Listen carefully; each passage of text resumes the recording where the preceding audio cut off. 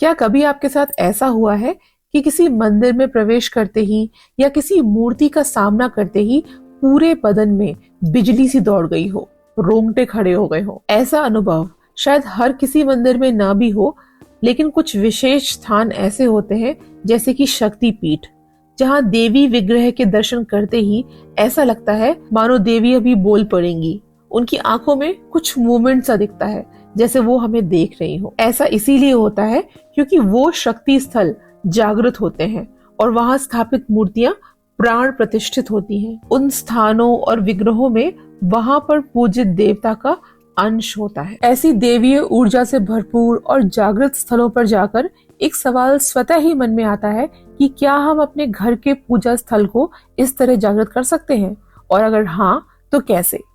ये जानने के लिए इस वीडियो को अंत तक अवश्य देखें। जय श्री राम, जय मां पीताम्बरा। स्वागत है आप सभी का शंखनाद चैनल पर। सनातन धर्म और भारत की संस्कृति के रोचक पहलुओं को जानने के लिए शंखनाद चैनल को सब्सक्राइब करें। इस वीडियो में आज जानिए कुछ ऐसे अद्भुत प्रयोग जिन्हें लगातार करने से आपके घर के मंदिर में जागृत ऊर्जा का संचार होगा। ये वीडियो थोड़ा लंबा हो सकता है, पर जानकारी आपको सटीक मिलेगी, इसीलिए इस वीडियो को अंत तक अवश्य देखिएगा और स्किप मत कीजिएगा। क्या पता कोई इम्पोर्टेंट बात आप मिस कर दें। सबसे पहले हम बात करेंगे कुछ वास्तु दोषों के बारे में।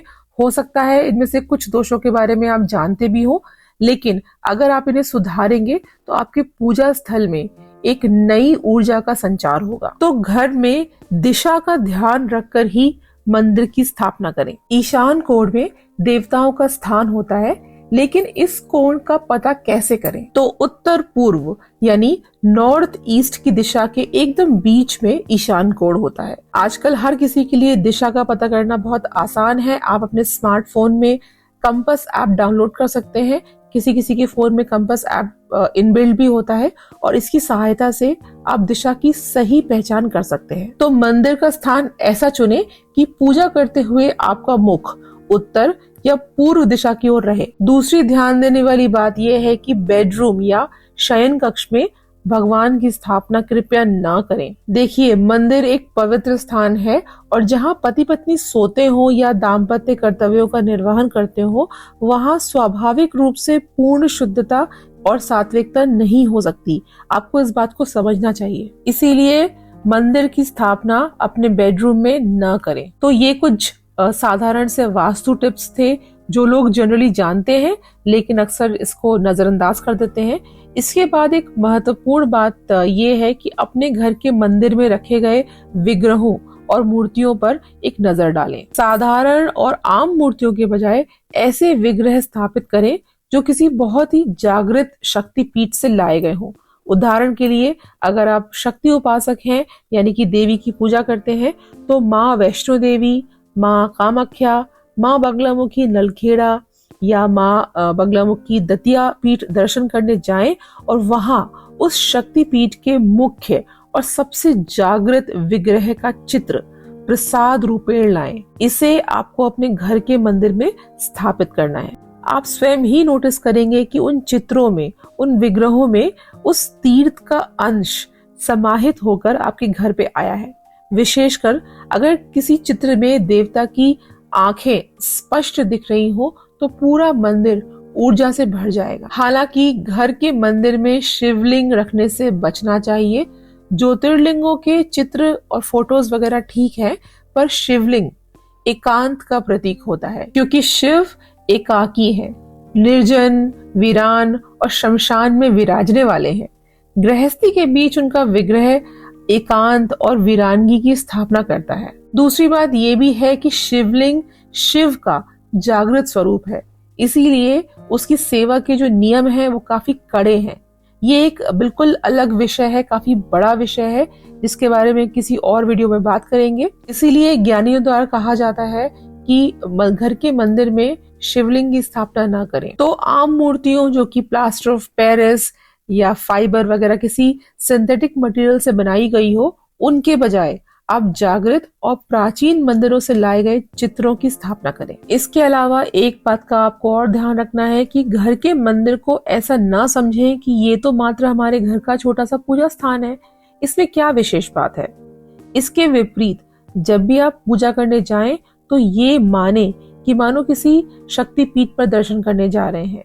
देखिए, आपका भाव ही सर्वोपरि है। भाव हो तो सड़क के किनारे पड़ा हुआ पत्थर भी भगवान है, वरना स्वयं नारायण भी अगर साक्षात सामने आ जाएंगे तो नास्तिक उन्हें पहचानने से इनकार कर देगा। इसीलिए सब आपके भाव पर ही निर्भर करता है। हालांकि अगर आप ऐसी भावना रखते हैं तो दर्शन करते समय भी वैसे ही नियमों का पालन करें जैसे कि आप शक्तिपीठों पर या मंदिरों में करते हैं, जैसे कि बिना स्नान किए, बिना शारीरिक शुद्धि के घर के मंदिर को स्पर्श ना करें। कई लोगों ने घर की रसोई में या डाइनिंग एरिया में ठाकुर जी को बिठाया हुआ होता है। इन स्थानों पर मृत जीव पकाए जा रहे होते हैं, परोसे जा रहे होते हैं, खाए जा रहे होते हैं। चिकन, मटन, ऑमलेट और बियर सर्व हो रही होती है। अगर ऐसी स्थिति आपके घर में है तो फिर इससे अच्छा कि आप इन स्थानों पर मंदिर ना बनाएं। इसके फायदे आपको कम होंगे, इसके बजाय आपको दोष बहुत ज्यादा लग जाएंगे। अगर आप अलग कक्ष नहीं दे सकते तो कम से कम मंदिर में पर्दा डाल कर रखें।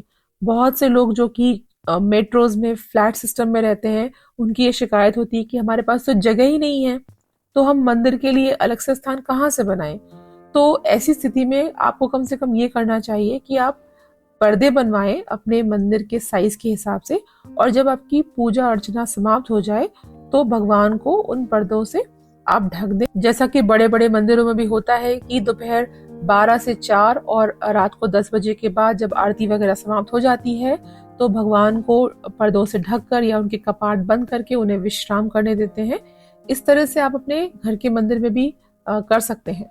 इसके अलावा अगर आपने स्नान न किया हो, टॉयलेट से आकर मांस मदिरा का सेवन किया हो, शारीरिक संबंध बनाने के बाद सिर से स्नान न किया हो, ये मैंने कई लोगों के साथ देखा है कि शारीरिक रूप से अशुद्ध होते हैं और पूरे घर में घूम रहे होते हैं, खा रहे होते हैं, पी रहे होते हैं, सब कुछ कर रहे होते हैं।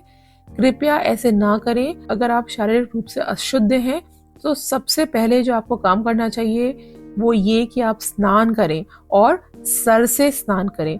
स्पेशली जो महिलाएं हैं, जो लड़कियां हैं, अगर आप अशुद्ध हैं तो ऐसे स्नान करें कि आपके बाल, आपकी स्कैल्प पूरी भीग जाए और शुद्ध हो जाए, तभी ही आपकी शुद्धि संपूर्ण मानी जाएगी। इसके अतिरिक्त सूतक काल लगा हो, अगर जैसे किसी की मृत्यु हुई हो, जन्म हुआ हो या ग्रहण काल हो, तो ऐसी स्थिति में भी आपको मंदिर या उससे संबंधित किसी भी वस्तु का स्पर्श नहीं करना चाहिए। यहाँ पे एक कड़वी बात भी मैं कहना चाहती हूँ, ये शायद महिलाओं को अच्छी ना लगे सुनने में, लेकिन जो सत्य है वो मानना ही पड़ता है हर किसी को, और इसके लिए मैं क्षमा भी चाहती हूँ। मासिक धर्म या पीरियड्स में आप जप की माला, पूजा में रखी गई वस्तुएं, पुस्तकें, विग्रह, यंत्र, मूर्तियां, किसी भी सामग्री को जो कि आप पूजा में प्रयोग करते हैं उन्हें स्पर्श ना करें, इससे दोष लगता है।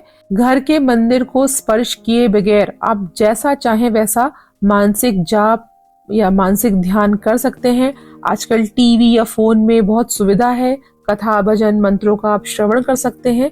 बहुत सी महिलाएं या बहुत से लोग इसमें कुतर्क करते हैं कि हम ये सब नहीं मानते, पीरियड्स में मंदिर जाना, विधिवत पूजन करना, इस सब पे रोक क्यों है? ये सब तो पुरानी दकियानूसी बातें हैं।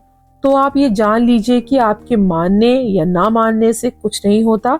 जो नियम है वो आपको फॉलो करने ही पड़ेंगे। कल को कोई अपराधी ये कहे कि भाई मैंने तो कोई क्राइम किया ही नहीं है, क्योंकि मैं तो कोई कानून मानता ही नहीं हूँ, तो क्या कोर्ट या पुलिस उसे दंड नहीं देंगे? स्वयं के अपराध को स्वीकार ना करने से क्या वो दोषी नहीं रहेगा?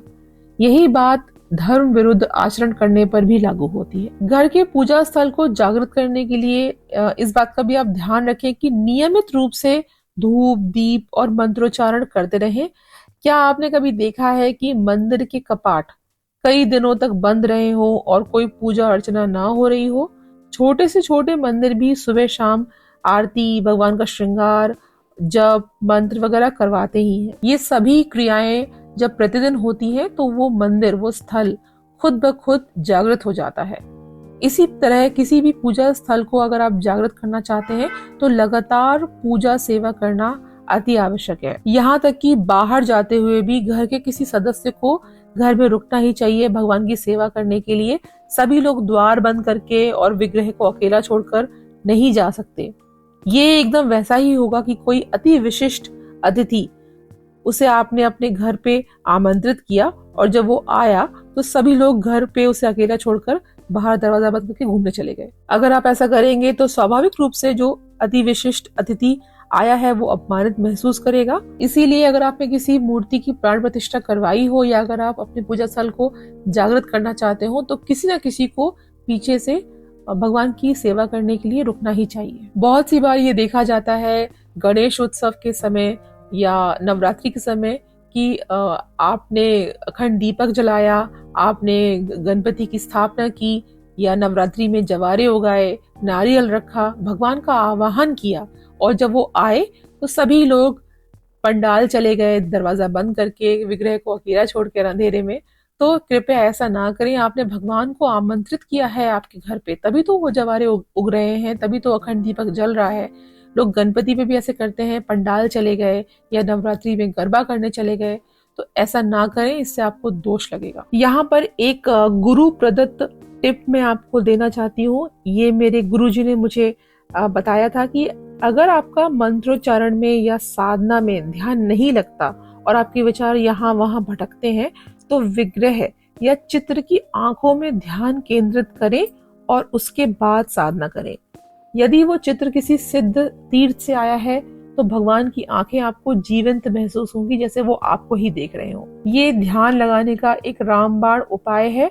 अगर आप आंखें बंद करके ध्यान केंद्रित नहीं कर पाते तो ऐसा करके देखें कि आप भगवान की आंखों में देखकर फिर मंत्रोच्चारण करें। धीरे धीरे थोड़ा थोड़ा रोज जाप करने से आपका ध्यान स्वयं ही केंद्रित होने लगेगा। मंत्र यदि शरीर है तो ध्यान उसकी आत्मा। आत्मा के बिना शरीर जीवित रह ही नहीं सकता। साधना में ध्यान की महत्वता और उसके रहस्य पर एक डिटेल वीडियो शंखनाद चैनल पर पहले से ही उपलब्ध है। यदि आप कोई भी साधना कर रहे हैं या करना चाहते हैं तो शीघ्र अतिशीघ्र सफलता पाने के लिए या सिद्धि प्राप्त करने के लिए ध्यान कैसे लगाएं, इस विषय पर इस वीडियो को आप अवश्य देखें। लिंक आपको डिस्क्रिप्शन बॉक्स में और यहाँ स्क्रीन के ऊपर भी मिल जाएगा। तो मित्रों, ये थे कुछ आसान से टिप्स जिन्हें फॉलो करके आप अपने घर के मंदिर को जागृत कर सकते हैं। अगर ये वीडियो आपको अच्छी लगी तो इसे अपने मित्रों के साथ जरूर शेयर करें और शंखनाद चैनल को सब्सक्राइब करना बिल्कुल मत भूलें। बेल आइकन को भी जरूर प्रेस करें ताकि जब भी कोई नया वीडियो अपलोड हो आपके पास में नोटिफिकेशन आएगा। ये एकदम फ्री है तो इसे आप तुरंत ही करें।